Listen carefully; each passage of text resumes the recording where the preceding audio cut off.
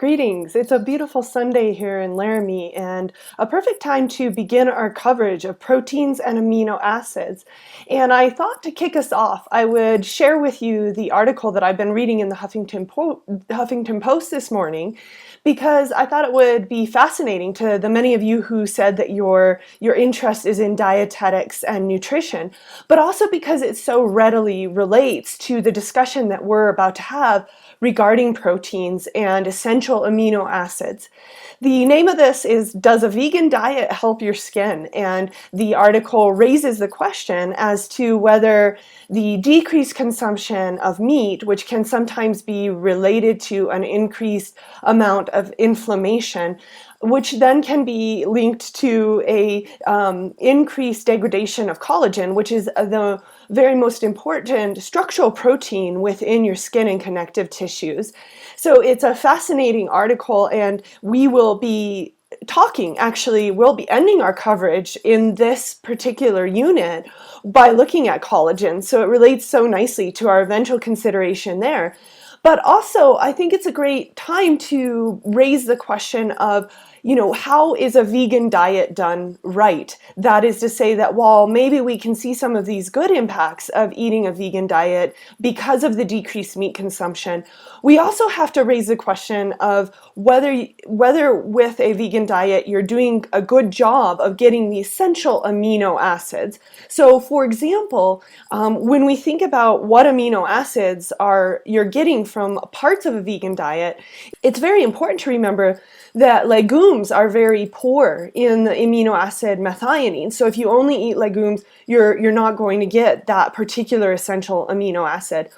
But now grains, on the other hand, grains are very rich in methionine, but they're also very poor in the amino acid lysine. So in order to actually get all of your essential amino acids from a vegan diet, you have to make absolutely certain that you are eating together both legumes and grains. That's why we talk a lot about eating both rice and beans to get good nutrition from a vegan diet.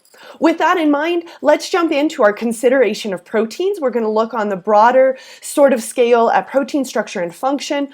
We're going to then zoom down into their subunits of proteins, amino acids, and study their chemistry. And then we'll come back out and look at some of the protein purification methods for proteins, and we're also going to be looking at enzymes and enzyme chemistry. So we'll be talking about something like some enzymes that will fascinate you immensely, for example, alcohol dehydrogenase that detoxifies ethanol. So hold on, and we're going to jump right in. So who can tell me at least one function of a protein? Somebody just shoot out a protein function. Matt.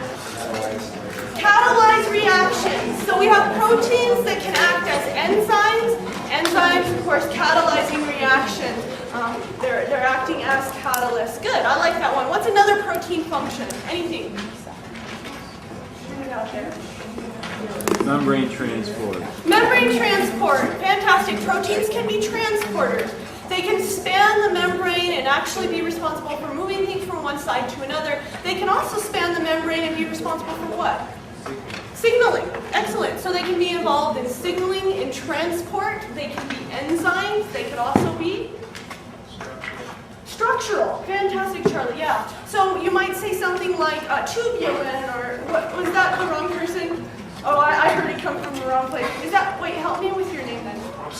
Steve. Thank you, Steve. I appreciate that. Structural tubulin. Maybe you think collagen maybe was coming to mind, something like that. Excellent.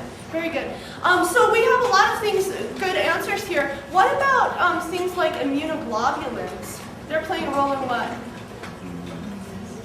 Fighting invaders, right? Antibodies. They are antibodies, and they play a role in a specialized role, in fact, in fighting invasion. We also have proteins that play a role in gene expression, right? There are definite proteins that play a role in the processes of transcription, translation, right, and replication.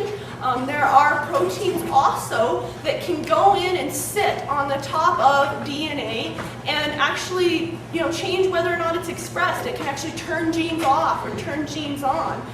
So these guys have a lot of power when it comes to genetic transfer of information as well. So let's write a few of those down. I think most of those come as second nature to you guys. Catalyze, transport, coordinate motion. motion, provide mechanical support. I guess we didn't really throw the motion one out there, did we? Funny that would be the last one that came to mind. Control gene expression, hormones, receptors for hormones. You guys came up with that. You didn't necessarily come up with the fact that they are sometimes hormones themselves. There are peptide hormones like insulin is a peptide hormone. Okay. And immunoglobulins or antibodies. So I know for most of you that's a quick review of a lot of things that you know that proteins do, but it'll help us now going into the depths of amino acid structure and looking at a little bit of the details and building back up from there and making sense of what they do. So amino acids, how many of them are there? 20. We could say that that's true, that there's 20 common or standard amino acids. That is the amino acids that we're used to seeing in proteins. There are 20 of those. Now, if we look at the structure of an amino acid itself, it's got several different components. It's made up of a central carbon. That central carbon, also sometimes called the alpha carbon, is bound to a hydrogen. What else is it bound to? An amino group. Excellent, Bonnie. Good. And what else? Carboxyl. There's a carboxyl in there, right there. Okay, so we've got an amino group. We've got a carboxyl group. Okay, and then it's also bound to an R group as well as a hydrogen. So 4 substituents that surround that central carbon, or also sometimes called the alpha carbon. And what that would mean is that going down the R group, if there were more carbons down the R group, you would have beta, gamma, delta, epsilon, right? And they would be denoted that way as you went down the R group. The 20 common or standard amino acids have 20 common or standard names, and generally those are the names that are used to refer to the amino acids. However, those of you who have dorked out with a lot of organic chemistry will understand that there is also the International Union for Pure and Applied Chemistry, and that the IUPAC nomenclature transfers over to how we might talk about amino acids as well. So the International Union for Pure and Applied Chemistry would give rules for naming amino acids such as this one here. Let's actually make this a real amino acid, taking that R group into a methyl group. And some of you will immediately recognize that as being the amino acid alanine. But if we were using IUPAC nomenclature, first off, that would govern how we would number the carbons, and we would begin our numbering with the most oxidized carbon, or the carboxyl group. So this would actually be carbon number 1, carbon 2, and then 3 would be on the R group. And we could go ahead and name this amino acid as 2-amino propanoic acid. And the funny thing about that is that if you went and asked some biochemist about their 2-amino propanoic acid, there's a high likelihood that they wouldn't immediately make the leap that you were talking about the amino acid alanine. So I would say, as a general rule, of course, most biochemists still utilize the common or standard names for amino acids. However, the numbering of carbons may still be helpful in understanding a systematic approach to nomenclature. And I also want to take your attention to thinking about how we might apply our understanding of weak acids and titration curves, pKa values, from what we've been talking about with our common weak acids to looking at how that applies to amino acids, and recognizing that the carboxyl group of this amino acid is clearly shown in its anionic form, or in its deprotonated form, or its A- form. And that'll make a lot of sense when you consider the fact that we are thinking about amino acids at physiological pH, which we know to be approximately 7. When we then consider that the pKa value for the alpha carboxyl group is somewhere approximately 3, why then we're well above the pKa value, the point at which this carboxyl group has become predominantly deprotonated and therefore present predominantly in its A- form. So that's why we show it in the negatively charged form. By contrast, of course, the alpha amino, which has a pKa of approximately 9, so it's actually basic, right? It's far below its pKa value, and so it has maintained its quote-unquote acidic proton. It has yet to have lost that at a physiological pH of approximately 7. So we show it in its HA form, its protonated form. And in fact, for amino acids, we will draw them in what we call a Zwitter ionic form. So we show these as Zwitter ions, meaning that we show the dipolar ions, a positively charged amino and negatively charged carboxyl. And if we have R groups that are uncharged, such as the alanine R group is, then we see an electrically neutral species. So Zwitter ions are dipolar ions. So maybe I should go ahead and show that way, to go ahead and draw this as dipolar ions. Beautiful. As we continue to consider amino acid structure, it's informative to also notice that this carbon, this alpha carbon or carbon number 2, is generally attached via covalent bonds to 4 different substituent groups. So in this particular case, we know we have the methyl group of the R group, we know we have the carboxyl group, the amino group, and the hydrogen. And so we would say in technical terms that amino acids are generally chiral, meaning that that central carbon is attached to 4 different substituent groups. So as we move along and we consider that chirality, or aka said another way, these are molecules that can rotate plane polarized light due to their the nature of their 4 different substituent groups, we would say that in fact 19 out of the 20 amino acids are chiral. So as it turns out, not all of the amino acids are chiral. And I want to think about that. Like, what would lead to an achiral molecule? That would mean that not all 4 of the groups that are attached to the central carbon are different. So you could think that through, and using this image here, which shows overall stereochemistry, we could think about what would the R group have to be in order to keep it from having 4 different groups there. Well, if you think about it, we would know that that would either mean that it would have another amino, another carboxyl, or another hydrogen. And in our 20 standard common amino acids, the only one of those that exists is the R group being another hydrogen. So in fact, you might even remember, but soon, if not, we will meet the amino acid glycine, which is itsy bitsy teeny tiny little one, because it only has an H group in its R position. So this is the only of the 20 amino acids that is not chiral. Otherwise, all of them have 4 different groups attached to that central carbon atom. So writing that down, recognizing that 19 of the 20 amino acids, the alpha carbon is chiral, with only glycine being the exception. So that is to say, what R group would be an exception? An R group that is a simple hydrogen atom,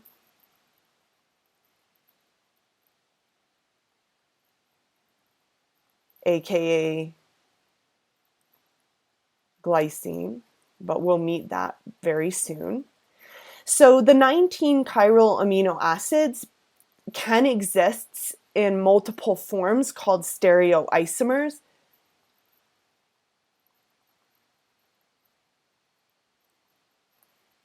That is, these are molecules that have the same molecular formula, but they differ in their arrangement. And stereoisomers of amino acids that are non-superimposable mirror images are called enantiomers. And I want to use the picture with stereochemistry that we have on the left to show you what I mean by an enantiomer. An enantiomer is basically a mirror image. So if we draw the enantiomer here, assuming that this line indicates a mirror, we would see the hydrogen atom reflected like this, and then the central carbon, the amino group, and H3 plus, the carboxyl, COO minus, and then finally the R group. And here is the enantiomer. On the left, we see what we call the L enantiomer. On the right, the D enantiomer, which is quite literally defined as L means levorotatory. So when struck by plane polarized light, this particular enantiomer will rotate the plane polarized light in a levorotatory way versus the D enantiomer in a dextrorotatory way. But said in a more pragmatic way, if you are looking at an amino acid and you put the carboxyl up and the R group down, if the amino is on your left and coming at you, then you know you have the L enantiomer.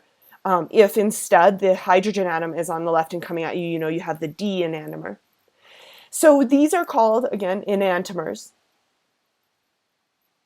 And a really good example to kind of practice your understanding of enantiomers, these stereoisomers are non-superimposable, right?